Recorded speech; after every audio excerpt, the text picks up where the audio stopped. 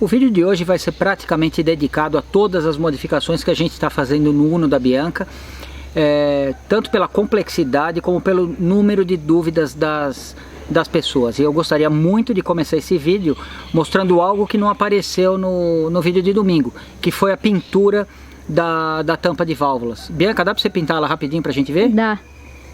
Hoje finalmente a gente vai aplicar o vermelho Bianca que o Portelinha da Neon Tintas preparou pra gente. E naturalmente vai ser na tampa de válvulas, tá? As pessoas ficaram, vai pintar roda, vai fazer uma faixa no meio do carro, vai pintar grade e que não sei o que. Não, a gente queria fazer uma coisa bem mais discreta, mas de qualquer forma vai ser só a pintura da tampa de válvulas. Essa tampa de válvulas é uma sobressalente que a gente tem, ela veio junto com o cabeçote, no qual a gente fez blueprint e tudo mais.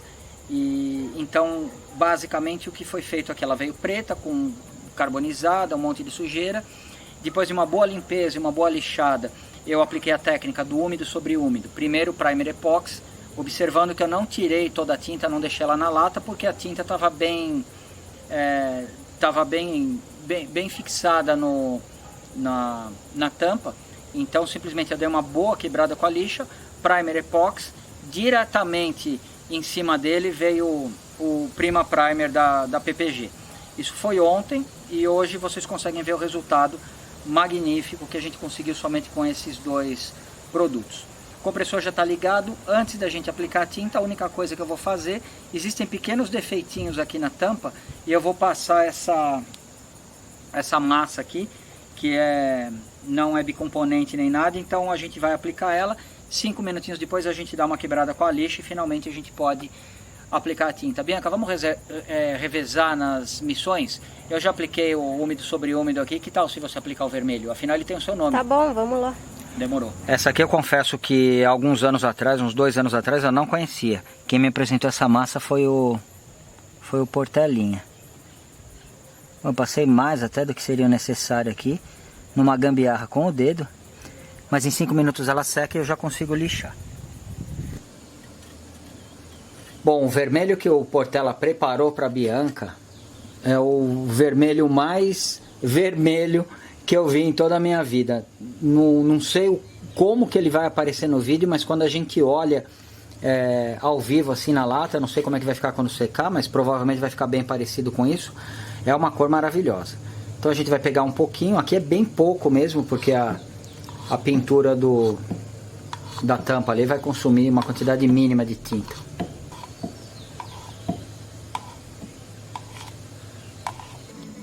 Portelinha facilita a minha vida quando ele coloca aqui a proporção de catálise, 2 partes de tinta para 1 de catalisador e para de 0,2 a 1 de diluente. Então a gente tá finalizando aqui a preparação e eu já vou colocar na pistola para a Bianca poder aplicar.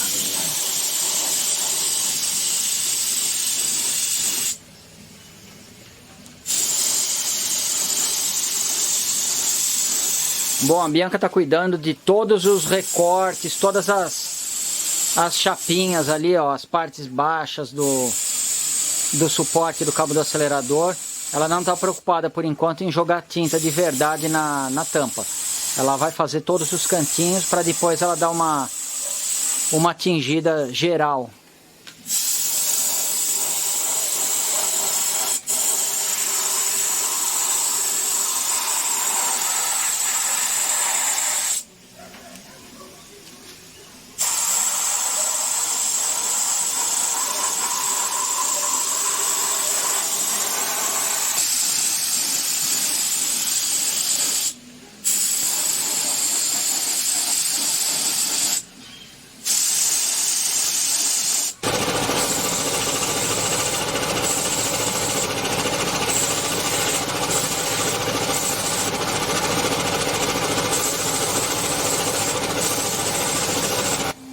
E aí, Bianca, tá quase pronto? Tá quase. Deixa eu ver o resultado aí. Não escorreu ainda? Ainda não. Você tá indo bem. Bom, o brilho tá maravilhoso.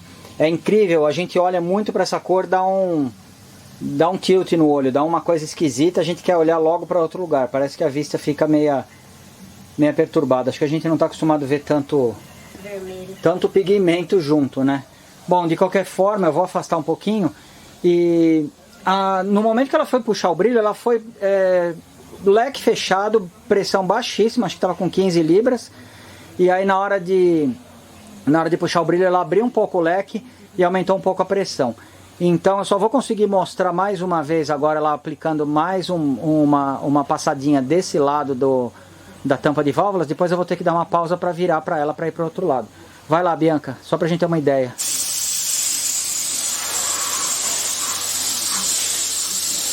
É bom, é nova, a mão não treme, enxerga bem, tem paciência, tem todos os atributos aí para conseguir uma pintura boa.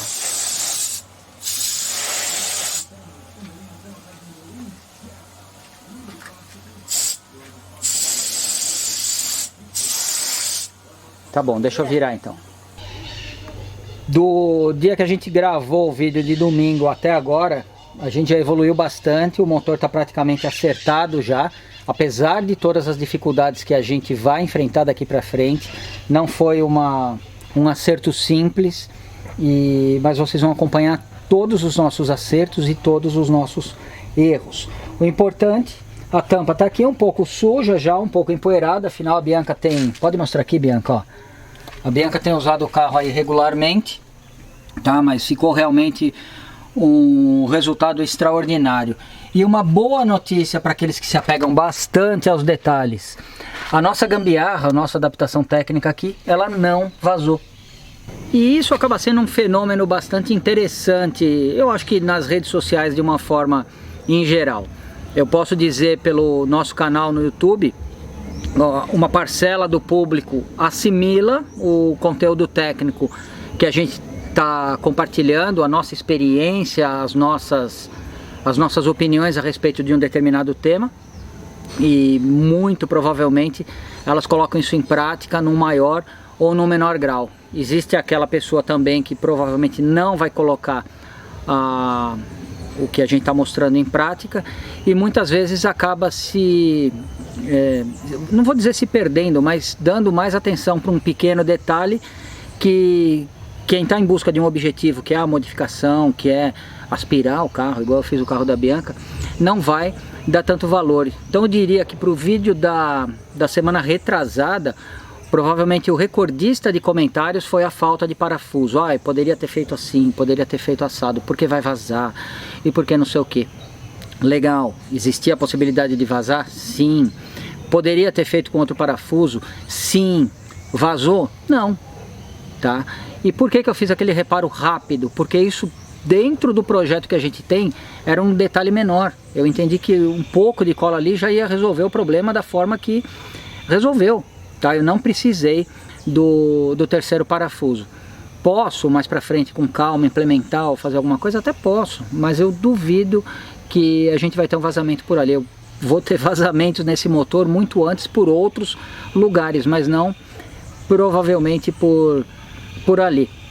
E o que eu percebo é que, como a gente não tem mais tempo, infelizmente, isso para mim foi uma mudança muito difícil. Antigamente, há 5, 6 anos atrás, eu conseguia dedicar algumas horas do dia, ou no começo alguns minutos, sentar na frente do computador e falar, deixa eu ver o que essa pessoa perguntou. Ela perguntou tal coisa, eu ia lá e respondia. Essa daqui comentou tal coisa, pum, eu ia lá e respondia. E eu eu me sentia muito feliz de poder responder a todos. Depois o canal cresceu de tal forma, os comentários aumentaram tanto, que se eu for tentar responder a todos os e-mails, eu preciso que o meu dia tenha umas 40 horas só para que eu consiga responder todas as perguntas com a devida atenção. Então, gradualmente, o que começou a acontecer? Eu comecei a selecionar algumas perguntas, outras acabaram ficando sem resposta, e isso ocasionou uma série de, uma série de problemas, desde pessoas que me encontraram, não, tu não respondeu a minha pergunta, até pessoa que falou, pô, Tonela, eu te perguntei um negócio 3 vezes e você não conseguiu responder. Pô, eu não consegui, porque o número de perguntas é imenso, é enorme, e mal a gente consegue dar uma repassada, a gente não consegue controlar, vamos dizer, a gente não consegue ler 100% das dúvidas que as pessoas têm. Então eu acho que não é legal a gente deixar todo mundo no vácuo. Então eu gostaria, eu já estava conversando com a Bianca um tempo atrás, a gente gostaria de responder algumas perguntas, mas eu acho mais legal a gente pegar ou uma pergunta em particular, ou de repente um tema que foi recorrente num determinado vídeo, ou alguma coisa que acabou chamando a nossa atenção, e esclarecer isso, por exemplo, num vídeo igual ao de hoje. E é isso que eu vou tentar fazer, de uma forma quase que experimental. Eu vou tentar responder algumas perguntas, as mais comuns do vídeo do último domingo. Bom, antes de responder umas 3 perguntas do vídeo de domingo, eu preciso agradecer a todos que participaram do vídeo da terça-feira passada, quando eu coloquei a mobilete à venda, com todo tipo de conselho. Na verdade, a gente teve todas as opiniões possíveis, venda o Uno, venda o Jeep, venda o Fusquinha vermelho, venda a mobilete, venda o Fusquinha amarelo e assim por diante. Todas são plausíveis, menos uma que felizmente foi a que menos apareceu, que era para trocar mulher ou alguma coisa assim, e eu acho que isso, para quem é casado de verdade, sabe que não dá para fazer. Eu vivo muito bem com a Kátia há mais de 26 anos, 27 na verdade, e isso é algo fora de cogitação. Se hoje eu tenho, vamos dizer, o privilégio de me divertir quase que num parque de diversões aqui com a Bianca, é porque ela é muito compreensível. Vídeo de domingo, 2 dúvidas que estão nas mais comentadas. 2 dúvidas não, dois assuntos. O primeiro deles, eu fui usar o óleo 5W30, uma vez que o manual do Uno Mille Brio 91 não recomenda esse óleo. Por que eu fui fazer isso? Então a gente tem opiniões divergentes em relação a isso. Então, por exemplo, o Wellington aqui comentou que o 5W30 não deu certo no AP dele e que ele precisou voltar o 2050 porque ele não encontrou a pressão que ele gostaria. Por outro lado, o Luiz Gonçalves comentou que eu faço muito bem usar o 5W30 porque é um óleo 100% sintético, e a explicação de não vazar costuma acontecer isso quando tem tecnologia XTL. Eu confesso que eu não sei o que é isso, mas com certeza é bem interessante o fato de quando eu coloquei ele no meu Uno, que já estava com 200 mil quilômetros, o consumo de óleo diminuiu e os vazamentos esporádicos, às vezes por uma meladinha na junta, alguma coisa assim, também acabaram diminuindo. Vai contra aquilo que a gente acredita, que um óleo mais viscoso vai fazer com que o motor vaze menos.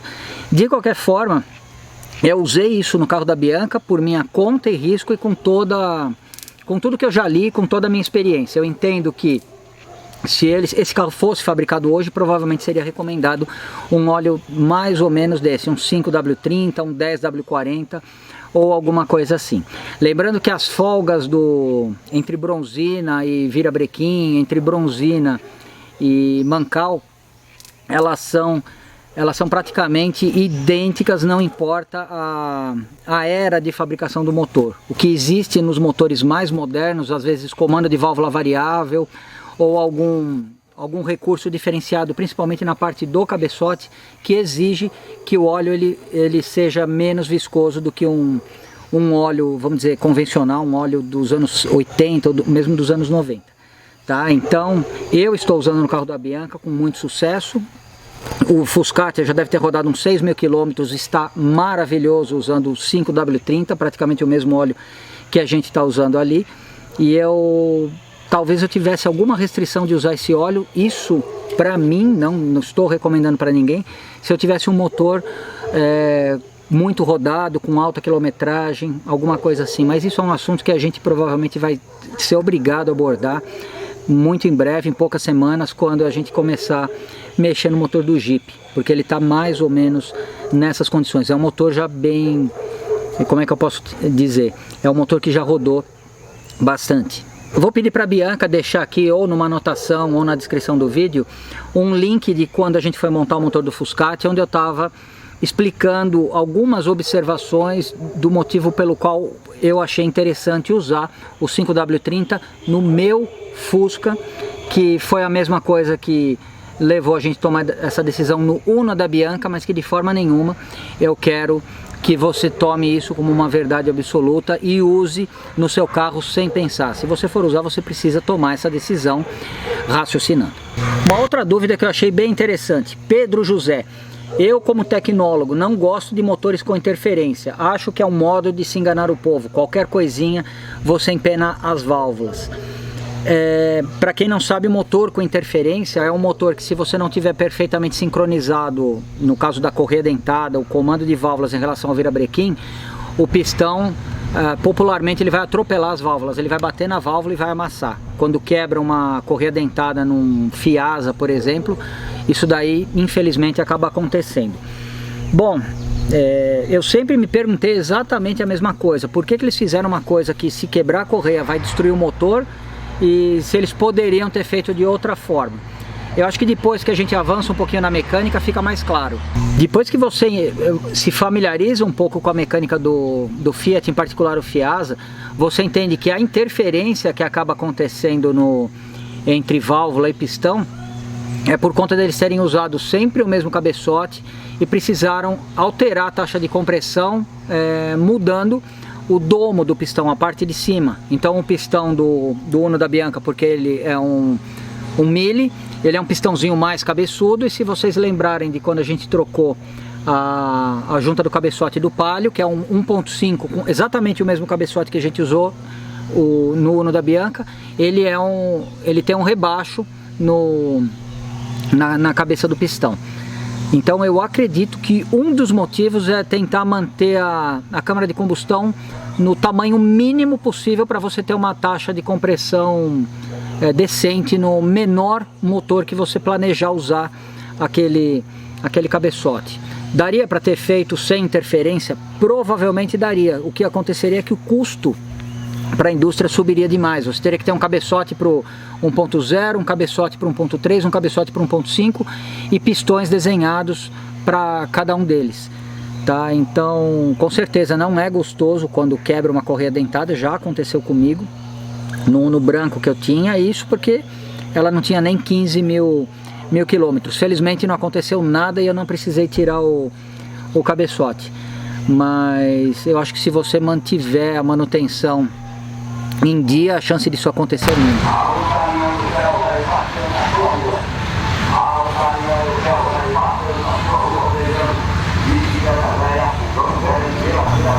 Bom, e agora eu acho que é o tema mais comentado do vídeo do último domingo. Eu vou usar o comentário do Vanderlei Martins, que eu acho que foi excelente e ilustra bem a dúvida de muita gente. Até perdi a vontade de ver. Quando eu vi montar sem limpar a cabeça dos pistões, preguiça, me incomoda. Era pegar um Car 80 e ficava zerado. Já tinha feito o mais difícil, que é tirar o cabeçote fora. Pois é, obrigado pelo comentário, Vanderlei. Mas quando a gente está fazendo uma manutenção dessa, e não foi só a dúvida dele, foi a dúvida de muita gente,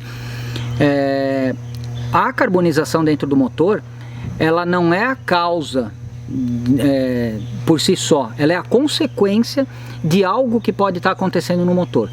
Quando eu tirei o cabeçote do Uno da Bianca, ele devia estar com aproximadamente 5 mil quilômetros, pelo histórico que a gente tem do carro. Realmente a câmara de combustão estava muito carbonizada. Esse é o efeito, tá? A gente pode limpar sem problema nenhum.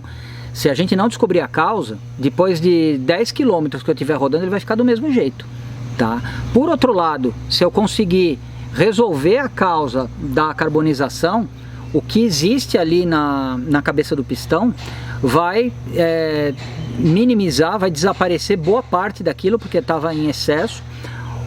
Mas não vai ficar igual um motor de TV a cabo, porque é um motor que funciona, é um motor do mundo real, não é um motor que está sendo montado agora, tá? Então, quais são as possíveis causas para uma carbonização da cabeça do pistão, além do normal? Porque é normal que sempre exista um depósito ali, resto de combustível, resto de óleo, nada em excesso, mas vai acabar deixando aquela superfície escurecida, marrom ou às vezes até preta, igual estava o do Uno da Bianca. Vamos lá. Gasolina adulterada ou gasolina de baixa qualidade, ou dependendo do aditivo que você usar na gasolina, motor fora de ponto, motor trabalhando fora da temperatura ideal, ou muito frio ou muito aquecido, óleo lubrificante invadindo a câmara de combustão em excesso por algum motivo, pode ser por anéis de segmento ou pode ser por guias de válvulas, ou algum outro fator externo que num primeiro momento a gente não consiga identificar. Uma outra possibilidade, e aqui eu acho que era uma possibilidade bastante válida, junta do cabeçote com eventualmente algum vazamento ou um torque, um torque não uniforme em todos os parafusos. E isso eu tive a impressão no momento que eu fui soltar o cabeçote. Alguns parafusos estavam muito apertados, outros praticamente a Bianca conseguiria soltar. Tá? Então, trocando o cabeçote da forma que a gente fez, foi minimizada a questão das válvulas, porque agora a gente sabe que foi feito um cabeçote de qualidade. Tá? Usei uma junta de qualidade, usei uma Sabó, então a gente sabe que não vai mais ter um eventual problema ali de comunicação entre galeria de óleo e câmara de combustão. E por último, também fiz a troca do óleo lubrificante. Estou usando por minha conta e risco, como eu já falei, um 5W30. Boa notícia é que o motor adorou esse óleo. Então, além de todas essas questões, o aperto correto do cabeçote, usando uma junta nova e uma junta de qualidade, provavelmente descarta todas essas possibilidades de excesso de carbonização na câmara de combustão. A parte do cabeçote não estava com tantos depósitos igual na cabeça do pistão, tá? Do cabeçote original que a gente tinha. Então eu consegui praticamente eliminar todas essas possibilidades. Gasolina de qualidade a gente já usa, e só faltou uma. Se eu tiver com algum problema no anel de segmento, o motor vai continuar carbonizando. Eu acredito que não seja, porque se você tem um problema em um anel no motor recém-montado, não é um motor com 180 mil quilômetros igual do Palio, ele provavelmente vai ter mais depósitos em um cilindro, em um pistão, na cabeça de um pistão, ele vai estar se sobressaindo, e não foi o caso aqui. A impressão que dá ali é que todos os pistões estavam exatamente com a mesma, vamos dizer, o mesmo padrão de carbonização, o que me leva a acreditar que era uma regulagem de ponto, eventualmente uma vela incorreta. As velas, apesar de que quando a gente pegou o carro estava tudo bem, ou mesmo um excesso de combustível. De qualquer forma, tudo que poderia estar tendo como causa essa carbonização foi afastado. Ou se eu tiver com problema em algum dos anéis, eu não vou abrir o motor agora. Tá? Ou pelo menos a curto prazo não é essa a intenção. Compressão está em ordem, o motor não queima óleo, não consome óleo. Então acho que essa não é uma possibilidade possível. Tonela, mas você poderia ter limpado a cabeça do pistão. Eu poderia, é verdade, eu poderia. A gente está trabalhando num ritmo bem corrido aqui. E da mesma forma, no caso do Palio, quando eu troquei a junta do cabeçote, eu consegui reservar um tempo e dar uma limpada, apesar de que ali a carbonização não estava no mesmo padrão desse daí, era mais um padrão ali de um óleo sendo queimado, provavelmente pela idade do motor. Então foi bem mais fácil de sair. Esse daí não, ele parece que ele tinha alguns depósitos ali, alguns sedimentos que não eram uniformes. Tá, de qualquer forma, se o motor agora ele estiver em ordem, isso daí vai ser minimizado e vai se estabilizar. E se o motor não estiver em ordem, se a gente tiver alguma coisa mais grave em anéis, alguma coisa assim, não adiantaria nada eu ter feito a limpeza. Então quando você estiver usando nossos vídeos como, vamos dizer, como uma referência ou como um incentivo para você fazer a mesma coisa no seu carro, mais importante do que você limpar a cabeça do pistão ou não, é você saber por que ela carboniza, tá? E tentar eliminar ou afastar todas as possibilidades para que isso esteja acontecendo, se for o caso, em excesso. Ali eu acho que era mais como eu comentei, uma gasolina, um excesso de gasolina, uma gasolina de não muito boa qualidade. Bom, último comentário, esse daqui eu acho que vale a pena a gente comentar e dar o máximo de atenção. Tiago Feitosa comentou: tive a impressão que aos 14 minutos o comando de válvulas está fora do ponto por um dente. Se não bastasse o Tiago Feitosa ter feito esse comentário, um tal de Brasil fez um comentário embaixo, ele respondeu: parece mesmo um dente atrasado. Como ousam me acusar de ter errado dessa forma no vídeo? Na verdade é possível sim, tá? Vocês vão ter surpresa no vídeo do próximo domingo. Tiago, eu gostaria que você estivesse aqui no dia que estivesse montando, porque por falta disso daqui, talvez eu tenha cometido sim essa falha, mas a boa notícia é que a gente aprendeu bastante com ela e vocês vão ter a oportunidade de acompanhar tudo no domingo. Então, Thiago, meus parabéns pela observação. Por enquanto você foi o único, junto com o Brasil aí, que sabe até que eu atrasei o comando e não adiantei. Então, para domingo a gente tem muitas boas novidades, umas boas lições aí. A gente aprende mais com os erros do que com os acertos. Então acho que vai ficar muito legal o vídeo do próximo domingo. Antes disso, a Bianca vai preparar alguma coisa para a próxima quinta-feira. O que você está pensando em soltar, Bianca? TL. Uma TL? É. Então tá bom. A gente vai apresentar para vocês uma TL, então, a TL do Will. Na próxima quinta-feira, uma TL maravilhosa. Quem acompanha a gente no Instagram já viu algumas imagens e vale muito a pena acompanhar toda a manutenção que a gente fez ali. É isso daí. Para os próximos vídeos, eu não vou responder perguntas somente do vídeo do domingo, mas qualquer pergunta bem elaborada, qualquer tendência que exista em relação a um determinado tema, igual esses que a gente conseguiu abordar aqui, eu acho que vale a pena a gente esclarecer os detalhes num vídeo como esse que a gente tem gravado. Então, para a próxima terça-feira, prepare a sua pergunta. Quanto mais interessante ela for, quanto mais conveniente a sua observação for, quanto mais técnica ela for, maior a chance dela ser debatida aqui e esclarecida dentro da limitação, claro, do meu conhecimento. É isso daí, muito obrigado por ver os nossos vídeos e até quinta-feira com a TL do Will.